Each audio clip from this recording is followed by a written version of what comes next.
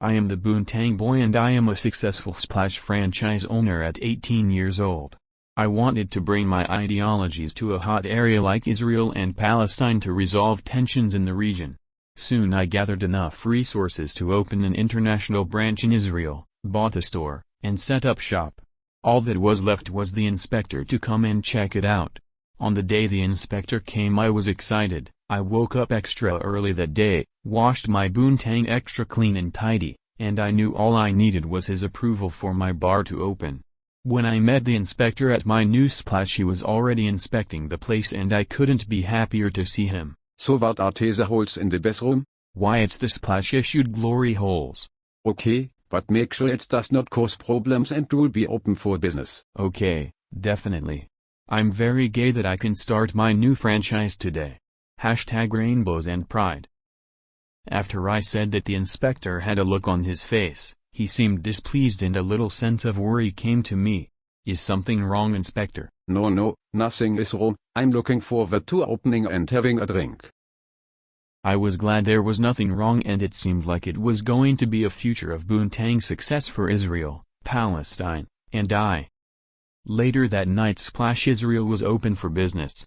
I decorated it with the most culturally accepted decorations with a mix of prideful imagery that I hoped would make the place a smash hit.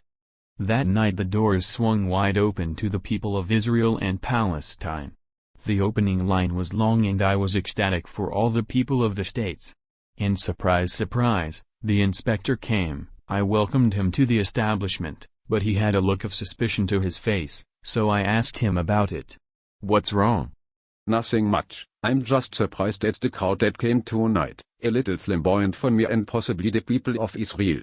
Well, Splash was always a home for me and I always love seeing people show their colors at Splash. And with that line, the inspector seemed to have a look of distraught to his face, finished his drinking a zip, and left for the outside of Splash.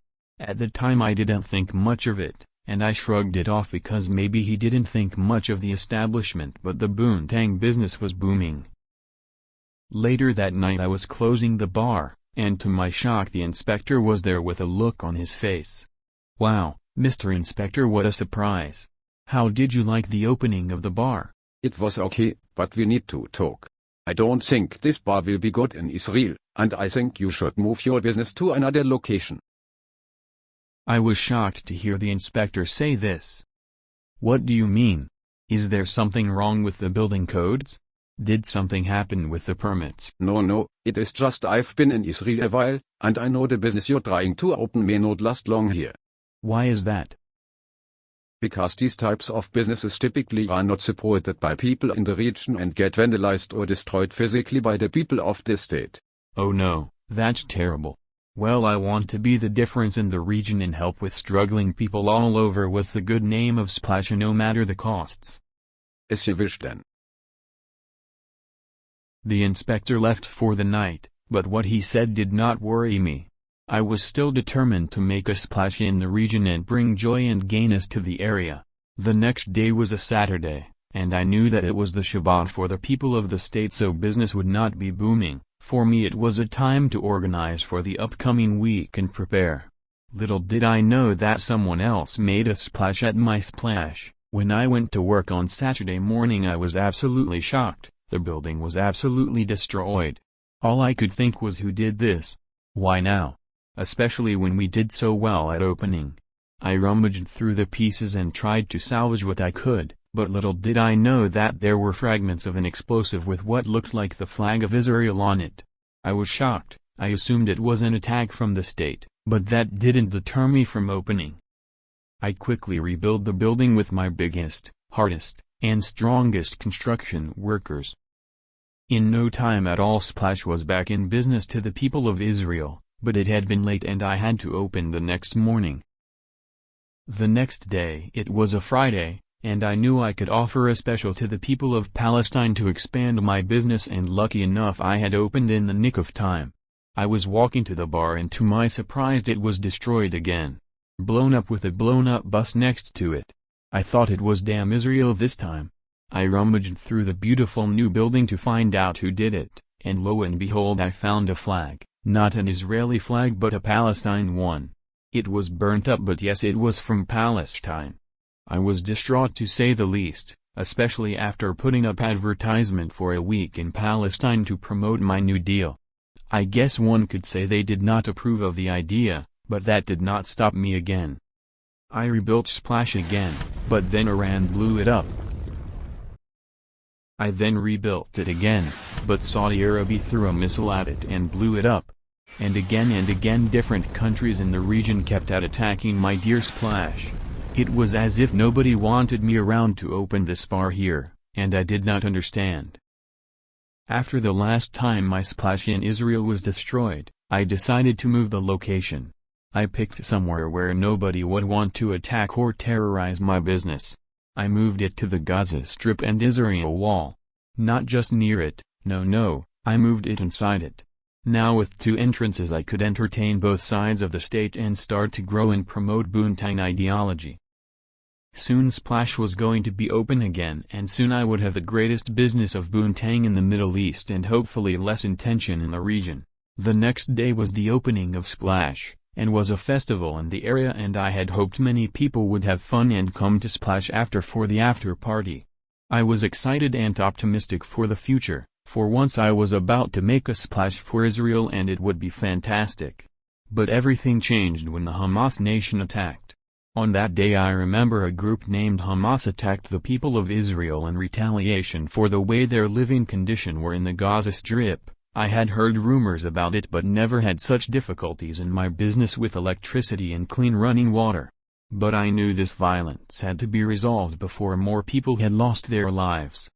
As tensions were rising and Israel attacked Palestine back, I made my own plans for peace.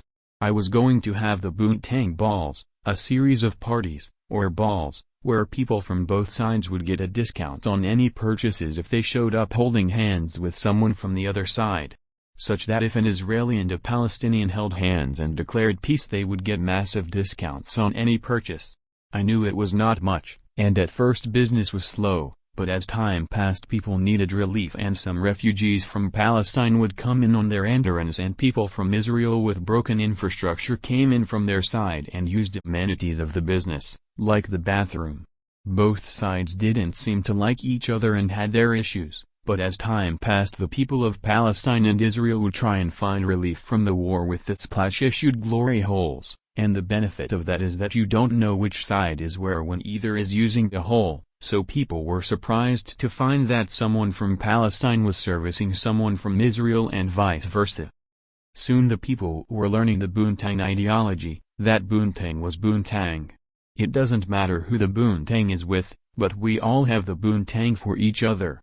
This is what made me happy, the people coming together at Splash and sharing the Boontang around with each other. It did not matter if you were Palestinian or Israeli, Jewish or Muslim, this or that, but what mattered was that we all have Boontangs and that we all must realize the weight of Boontang in one another's life. It wasn't long before my Boontang balls promotion was working. Many Israelis were buying food and water for Palestinians that may have lost their home. And many Palestinians and Hamas members were even laying down their arms at the bar and denouncing the organization. This sort of peace made me happy. It may not have been much but it was working. People had learned about the philosophy of Boontang through my home of Splash, and I could not be more proud of the countries. By now the people of Palestine and Israel were clubbing away, and Splash was open 24 hours a day at this point to help the refugees and people in despair. Soon I got some exciting news. Both Israel and Palestine wanted to have peace negotiations at Splash. I was ecstatic. I prepared the bar for the negotiations and even got a nice big table for everyone. As the bigwigs of Palestine and Israel came into the bar I offered them drinks for these trying times and let them talk out their frustrations. Every now and then when they needed a third-party opinion I would think deep, tap into the Boontang, and give my honest opinion on how the brightest future would look for everyone. After hours and hours of negotiations, the people of both states came to a consensus. I was proud that these conflicts could be resolved, and it was time for celebrations, and I brought out my most expensive drinks for everyone to celebrate. You know, I may came to Israel to promote Boontang philosophy to the people, but I think the people may have taught me a thing or two about Boontang, and I was glad to have cultural inclusion of all Boontangs.